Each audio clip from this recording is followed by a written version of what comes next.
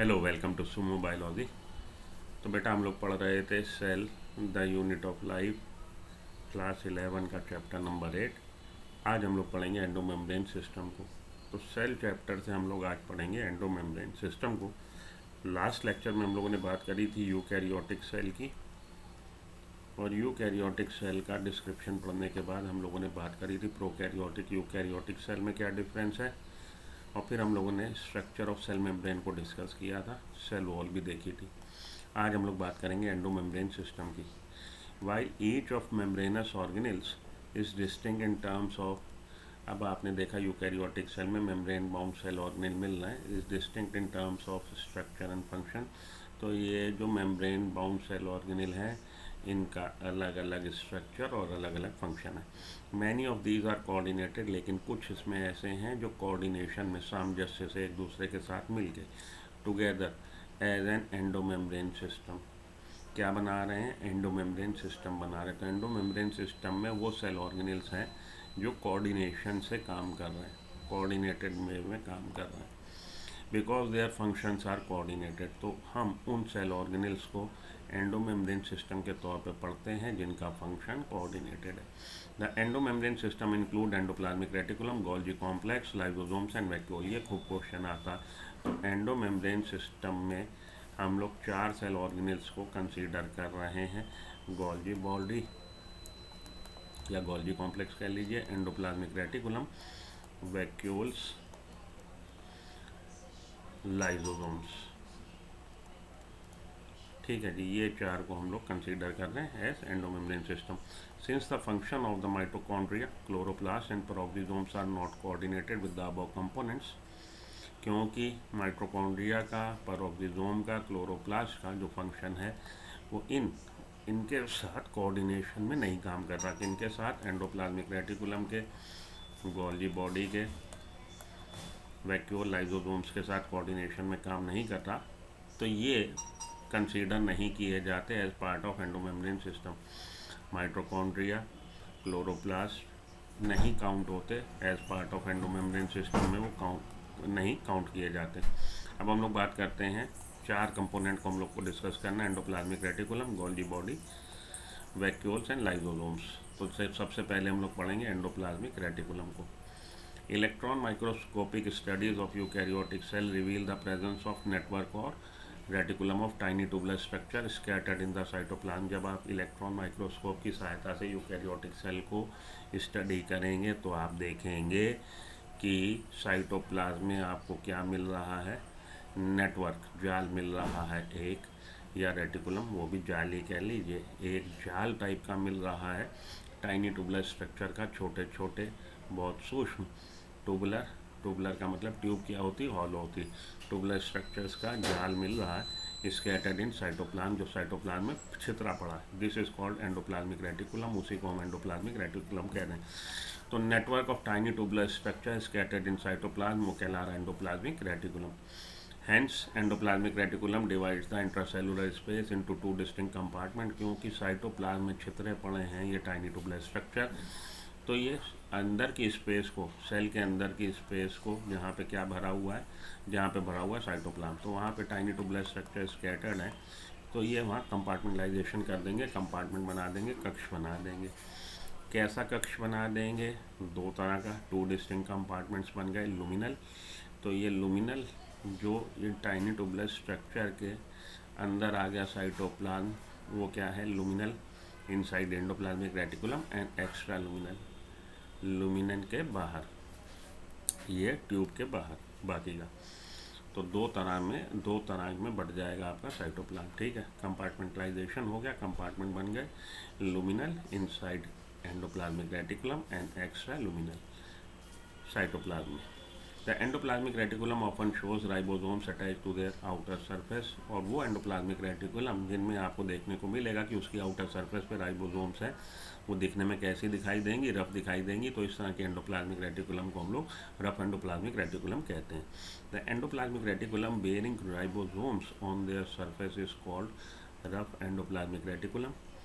In the absence of ribosome, और वो endoplasmic reticulum जिनकी आउटर सरफेस पे राइबोसोम्स अटैच नहीं है, प्रेजेंस नहीं है, दे अपीयर स्मूथ, वो दिखने में स्निक दिखाई देंगी, चिकनी दिखाई देंगी, and are called smooth endoplasmic reticulum, और वही है हमारी स्मूथ एंडोप्लाज्मिक रेटिकुलम।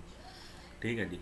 तो दो तरह की एंडोप्लाज्मिक रेटिकुलम है। एंडोप्लाज्मिक रेटिकुलम क्या है? Tiny tubular structure scattered in cytoplasm, these are called आपके क्या endoplasmic reticulum. Okay.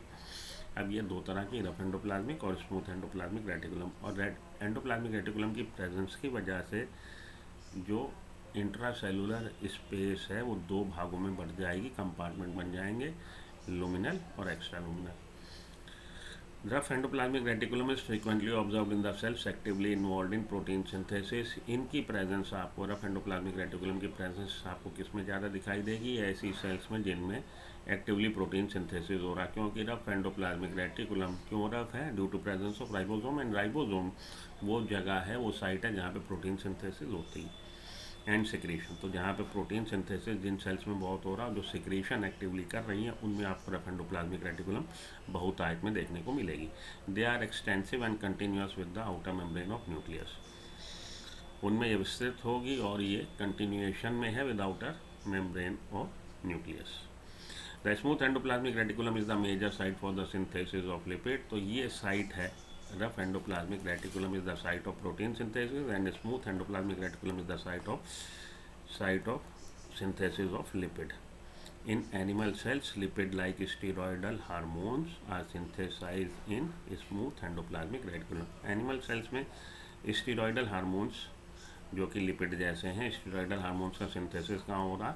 Smooth endoplasmic reticulum में हो रहा। ठीक है जी। तो एंडोमेम्ब्रेन सिस्टम को हम लोग पढ़ रहे हैं। एंडोमेम्ब्रेन सिस्टम में उन्होंने बोला 4 सेल ऑर्गेनिल्स हैं जिनको हम लोग एंडोमेम्ब्रेन सिस्टम में इंक्लूड करते हैं, क्योंकि उनका फंक्शन कोऑर्डिनेटेड है। वो कौन से 4 हैं? गोल्गी बॉडी, गोल्गी कॉम्प्लेक्स कह लीजिए, एंडोप्लाज्मिक रेटिकुलम, वैक्यूल्स और लाइसोसोम्स।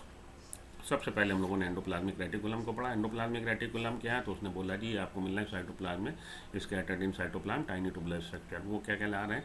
वो कहला रहे हैं एंडोप्लाज्मिक रेटिकुलम। ये दो तरह के हैं, स्मूथ और रफ। रफ के क्या है? जिनकी आउटर सरफेस पे राइबोसोम्स हैं, वो रफ है, और वो साइट है प्रोटीन सिंथेसिस की, और उनको रफ एंडोप्लाज्मिक रेटिकुलम आपको ऐसी सेल्स में देखने में ज़्यादातर मिलेंगे, बहुतायत में मिलेंगे, जो actively involve in protein synthesis और सेक्रीशन में। और smooth endoplasmic reticulum site of lipid synthesis है। एनिमल सेल्स में आपको क्या मिलेगा? स्टेरॉयडल हार्मोन का सिंथेसिस देखने को मिलेगा स्मूथ एंडोप्लाज्मिक रेटिकुलम पे, जो कि लिपिड लाइक होते हैं। अब हम लोग आते हैं गोल्गी बॉडी पे। दूसरा कंपोनेंट हमारा किसका? एंडोमेम्ब्रेन सिस्टम का दूसरा हमारा कंपोनेंट क्या जी? Golgi body. तो स्मूथ और रफ एंडोप्लाज्मिक रेटिकुलम पढ़ने के बाद अब हम लोग आ गए गोल्गी बॉडी पे। कैमिलो गोल्गी 1898 में, याद रखिएगा 1898, first observe densely stained reticular structure near the nucleus. Nucleus के पास गाढ़े रंगे हुए आपको देखने को मिल रहे हैं डेंसली स्टेन्ड रेटिकुलर, वही आपके जाल लाइक स्ट्रक्चर देखने को मिल रहा है न्यूक्लियस के पास। These were later named Golgi bodies after him. बाद में इनका नामकरण किया गया गोल्गी बॉडी, गोल्गी कॉम्प्लेक्स कह लीजिए, किसके नाम पे? जिन्होंने उसको डिस्कवर किया, कैमिलो गोल्गी के नाम पे आधार पे। They consist of many flat disc like sacs or cisternae. ये गोल्गी बॉडी बना किसका? ये बना है फ्लैट चपटे डिस्क लाइक आपके तश्तरी नुमा सैक्स, झोला। तो डिस्क शेप सैक्स के बने हैं ये। They consist of many flat disc shape sacs. Disc shape के सैक्स हैं, बोरियां हैं, झोले हैं, और सिस्टर्नी उन्हीं को बोलना है जिनका कि अगर मेज़रमेंट देखें आप तो 0.5 micrometre to 1 micrometre in diameter है, याद रख लीजिएगा। तो इसमें जो गोल्गी बॉडी हैं सिस्टर्नी के बने हैं, और सिस्टर्नी का जो डायमेंशन है 0.5 टू 1 माइक्रोमीटर डायमीटर है। These are stack parallel to each other, और ये एक दूसरे के पैरेलल गड्डी बना रहे हैं, जैसे सिक्का एक के ऊपर एक रख दीजिए, स्टैक ये फॉर्मेशन हो जाएगा, एक गड्डी बन जाएगी। These are stack parallel to each other. Vary number of cisternae are involve in Golgi complex. इनका सिस्टर्नी का नंबर गोल्गी बॉडी में या गोल्गी कॉम्प्लेक्स में वेरी करता है। The Golgi cisternae are concentrically arrange near the nucleus with distinct convex cis or the forming face and distinct concave trans or maturing face. तो इसमें आपको दो फेस देखने को मिल रहे हैं कॉन्वेक्स, उसी फेस का दूसरा नाम है सिस फेस, और उसी फेस का दूसरा नाम है फॉर्मिंग फेस। और ये एक सिरा हो गया और दूसरा सिरा भाई एक कॉनकेव तो एक कॉन्वेक्स, ठीक है जी। कॉन्वेक्स फेस या कह लीजिए सिस फेस या फॉर्मिंग फेस, इससे चीज़ें एंटर होंगी जिनकी की पैकेजिंग होनी है, और फॉर्मिंग फेस के बाद एंटर होने के बाद मैच्योरिंग फेस से बाहर निकल जाएंगी। मैच्योरिंग फेस या कहिए कॉनकेव फेस या ट्रांस फेस, ठीक है जी। तो आपको सिस्टर्नी जो कॉन्सेंट्रिकली अरेंज है, कॉन्सेंट्रिकली का मतलब होता है सिंगल पॉइंट के अराउंड डिफरेंट रेडियस, कॉन्सेंट्रिकली ये अरेंज है ये सिस्टर्नी, ठीक है जी। और इनका अरेंजमेंट इस तरह का है विद दो फेस देखने को मिल रहे हैं, कॉन्वेक्स फेस और सिस फेस और फॉर्मिंग फेस, और दूसरा फेस है कॉनकेव फेस, ट्रांस फेस और मैच्योरिंग फेस, दो फेस इसमें देखने को आपको मिल रहे हैं। एंड द कॉनकेव, ट्रांस और the forming face, the cis face and trans faces of the organelles are entirely different. अब सिस फेज और ट्रांस फेस बिल्कुल एक दूसरे से अलग हैं। जो आपका सिस फेज है, सिस फेज से चीज़ें एंटर होंगी और ट्रांस फेज से बाहर निकल आएंगी, पैक हो गया। The Golgi operators principally perform the function of packaging material. Main काम क्या है इसका? मेन काम है पैकेजिंग कर देना। कोई चीज़ आई और उसको पैकेट में पैक करके इसने डिस्पैच कर दिया। To be delivered either to the intracellular targets or secreted outside the cell. अब डिलीवरी पॉइंट क्या है? तो मानिए आप सिंधी कॉलोनी में रहते हैं तो कुछ चीज़ें आप सिंधी कॉलोनी में डिलीवर कर देंगे, कुछ चीज़ें आप शास्त्री नगर में डिलीवर करेंगे, कुछ चीज़ें सेल के अंदर ही एक जगह से दूसरी जगह जानी है और कुछ चीज़ें सेल के बाहर जानी है। कहने का मतलब ये है। तो डिलीवर करना है अब इसने जो पैकेजिंग करी उसको either to intracellular target, cell के अंदर टारगेट है, और सिक्रेटेड आउटसाइड द सेल या सेल के बाहर। Material to be packed in the form of vesicles from the endoplasmic reticulum fuse with the cis face. अब वो मटेरियल जिनकी की पैकेजिंग होनी है, पैकेजिंग किस फॉर्म में होनी है? इन द फॉर्म ऑफ वेसिकल्स, गुब्बारे के या थैलियों के रूप में पैकेजिंग जिनकी होनी है। Materials to be packed in the form of vesicles from, कहाँ से रहा वो मटेरियल? From endoplasmic reticulum. वो एंडोप्लाज्मिक रेटिकुलम से आ रहा, एंटर हो रहा गोल्जी बॉडी में।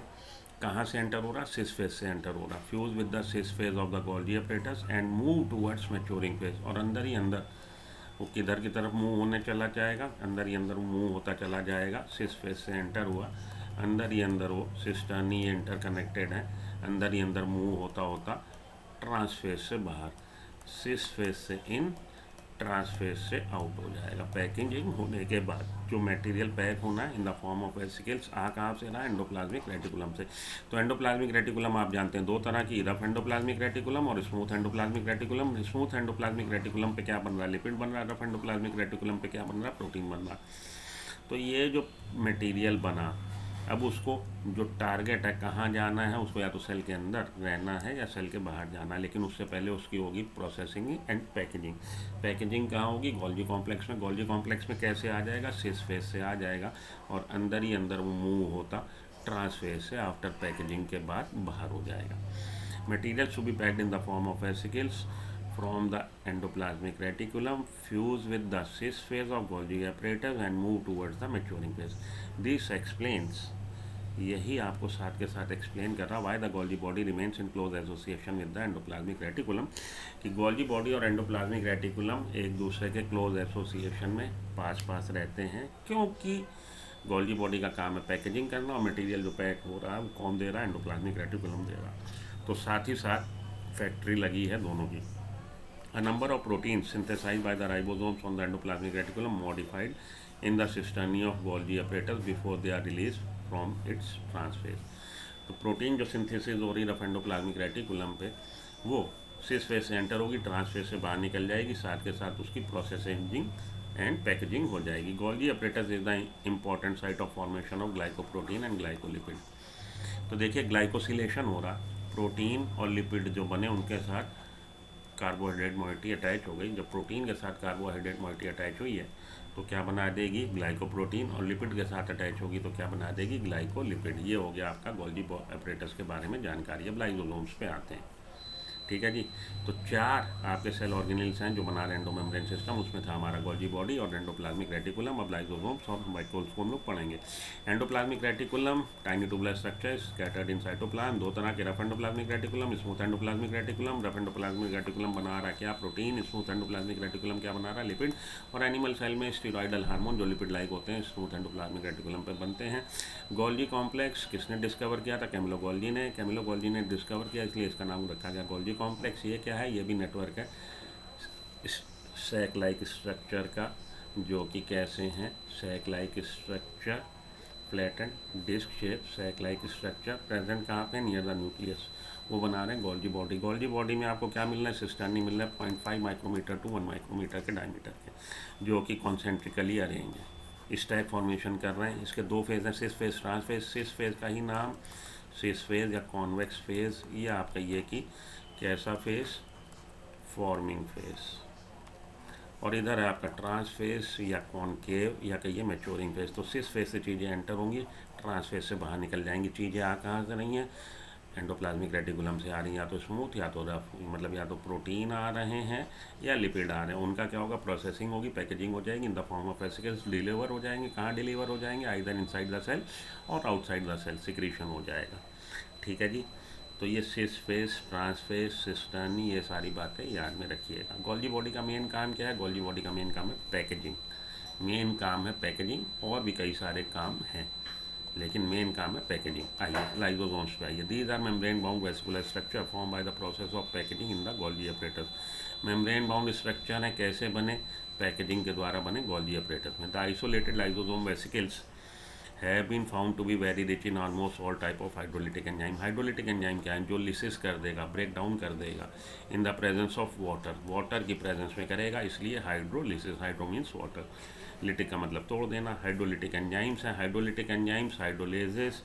अब ये जो लिपिड पैक करेंगे, लिपिड को तोड़ेंगे लाइपेजेस, जो प्रोटीन को तोड़ेंगे प्रोटीएजेस, जो कार्बोहाइड्रेट को तोड़ेंगे कार्बोहाइड्रेसेस, और जो न्यूक्लिक एसिड को तोड़ेंगे न्यूक्लिएजेस।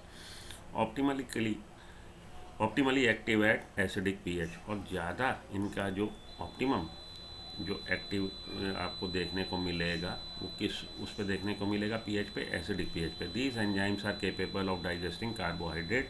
भाई उसमें कार्बोहाइड्रेट, ये कार्बोहाइड्रेजेस भी हैं, कार्बोहाइड्रेट को तोड़ देंगे, प्रोटीन को तोड़ देगा प्रोटीएजेस, लिपिड को तोड़ देगा लाइपेजेस, और न्यूक्लिक एसिड को तोड़ देगा न्यूक्लिएजेस। तो लाइसोसोम्स क्या हैं? स्कैटर्ड वेसिकल्स हैं, आइसोलेटेड वेसिकल्स हैं, जो किससे बनी हैं? जो बनी है पैकेजिंग के द्वारा, किसमें? गोल्जी बॉडी में। और इसमें क्या है? इसमें हाइड्रोलिटिक एंजाइम्स हैं। हाइड्रोलिटिक एंजाइम्स की हर कैटेगरी का आपको मिल जाएगा हाइड्रोलिटिक एंजाइम। लाइपेजेस भी मिल जाएंगे, प्रोटीएजेस भी मिल जाएंगे, कार्बोहाइड्रेजेस भी मिल जाएंगे, न्यूक्लिएजेस भी मिल जाएंगे, जो कि ब्रेक डाउन कर सकते हैं कार्बोहाइड्रेट का, प्रोटीन का, लिपिड का और न्यूक्लिएजेस का। ठीक है जी, न्यूक्लिक एसिड्स का। तो ये हो गया आपका लाइसोसोम्स के बारे में जानकारी। इनको हम लोग सुसाइडल बैग भी बोलते हैं, लाइसोसोम्स। अब आइए आप वैक्यूल्स, हमारा चौथा कंपोनेंट एंडोमेम्ब्रेन सिस्टम का। The vacuole is the membrane bound space. ये मेम्ब्रेन से घिरी हुई स्पेस है, स्थान है, फाउंड इन साइटोप्लाज्म, जो साइटोप्लाज्म में मिल रहा है। कंटेन्स क्या मिल रहा है इसमें? Water, sap, excretory product. Water होगा, सैप होगा, एक्सक्रीटरी प्रोडक्ट होगा, एंड अदर मटेरियल जो कि यूज़फुल नहीं होते सेल के लिए, not useful for the cell. तो वाटर है, सैप है, एक्सक्रीटरी प्रोडक्ट है, और मटेरियल, अदर मटेरियल है which are not helpful for the cell, cell के लिए जिनकी की आवश्यकता नहीं है। The vacuole is bound by single membrane called tonoplast. Vacuole के चारों तरफ मेम्ब्रेन है, सिंगल मेम्ब्रेन है, जिसको कि टोनोप्लास्ट बोला जा रहा है। In plant cells the vacuoles can occupy up to 90% of volume of the cell. Plant cell में लार्ज सेंट्रल वैक्यूल जो मिल रही है, क्या है? टोनोप्लास्ट है। 90% वॉल्यूम ऑक्यूपाई कर सकती है सेल का। In plants the tonoplast facilitate the transport of number of ions and other materials against concentration gradient. तो ये टोनोप्लास्ट क्या है? किस चीज़ को परमिट कर देगा? एक्टिव ट्रांसपोर्ट हो सकता है। आप जानते हैं जब चीज़ें, कोई भी मॉलिक्यूल, आयन एटम मूव होता है from lower concentration area to high concentration area, energy required process है, और इसको हम लोग एक्टिव ट्रांसपोर्ट बोलते हैं।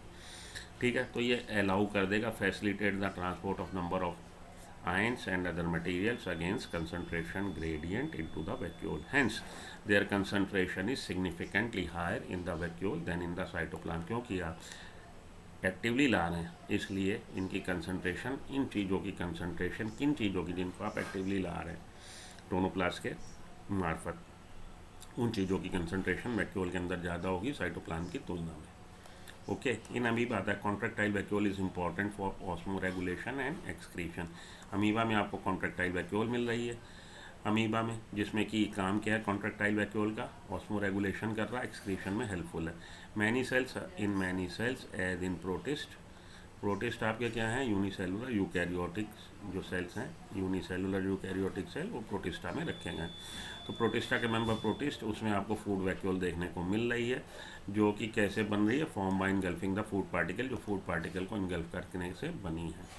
तो ये हो गई आपके हम लोग की एंडोमेम्ब्रेन सिस्टम के बारे में जानकारी। यहाँ से क्वेश्चन आता है आपका कि टोनोप्लास्ट से क्वेश्चन आता है, टोनोप्लास्ट किसका नाम है, सिंगल मेम्ब्रेन का नाम है जो किसको घेर रहा है, वैक्यूल को घेर रहा प्लांट्स में। ठीक है जी, टोनोप्लास्ट क्या करता है, एक्टिवली ट्रांसपोर्ट में हेल्प करता है, ये बात याद में रखिएगा। और जो सेंट्रल वैक्यूल है लार्ज है, 90% वॉल्यूम ऑक्यूपाई कर सकता है प्लांट सेल का। एंडोमेम्ब्रेन सिस्टम के कंपोनेंट जरूर पूछे जाते हैं, smooth endoplasmic reticulum, rough endoplasmic reticulum का फंक्शन पूछा जाता है, गोल्गी बॉडी किसने डिस्कवर करी पूछा जाता है, गोल्गी बॉडी का मेन फंक्शन क्या पूछा जाता है, गोल्गी बॉडी के जो दो फेज़ हैं सिस फेज ट्रांसफेज, उनके बारे में क्वेश्चन आता है कि कहाँ से चीज़ें एंटर हो रही हैं और कहाँ से निकल रही हैं, क्योंकि वेसिकल्स जो हैं ये इंटरकनेक्टेड हैं। तो सिस फेज से चीज़ एंटर होगी, ट्रांसफेज से निकल आएगी। सिस फेज आपका कॉन्वेक्स या फॉर्मिंग फेज उसी के नाम है, और ट्रांस आपका मैच्योरिंग फेज और कॉनकेव फेज, ये 3 टर्म हो गए उनके लिए, आपके कॉनकेव फेज के लिए। अगले लेक्चर में हम लोग माइटोकॉन्ड्रिया की बात करेंगे। ठीक है जी, तो यहाँ पे आके मैं वाणी को विराम देता हूँ। माइटोकॉन्ड्रिया प्लास्टिड्स अगले लेक्चर में पढ़ेंगे। इससे रिलेटेड जो आज आज का जो टॉपिक हम लोगों ने डिस्कस किया है, उससे रिलेटेड क्वेश्चंस लगा लीजिए। अगर आप लेक्चर के अंत तक आ गए, बने रहें, लाइक कर दीजिए लेक्चर को, चैनल को सब्सक्राइब कर दीजिए, ताकि इस तरह के लेक्चर आपको और मिलते रहें, आपकी नीट की प्रिपरेशन में हेल्पफुल हो, जो आपको अगर लगता हो तो। मिलता हूँ ब्रेक के बाद। Good luck, goodbye, have a nice day.